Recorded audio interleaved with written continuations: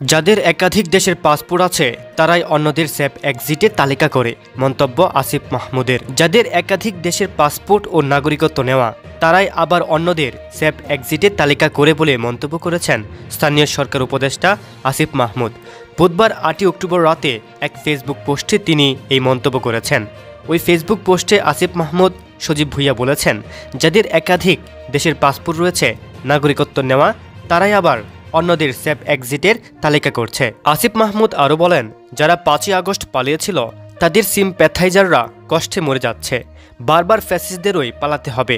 আমাদের জন্ম এদেশে, মৃত্যুও এদেশের মাটিতেই হবে ইনশাল্লাহ। ফ্যাসিস্ট খুনিদের সাথে লড়তে লড়তে আমার ভাইদের মতো শহীদি মৃত্যুই কামনা করি। গত কয়েকদিন ধরে দেশের রাজনীতিতে সেফ এক্সিট কথাটি ঘুরপাক খাচ্ছে।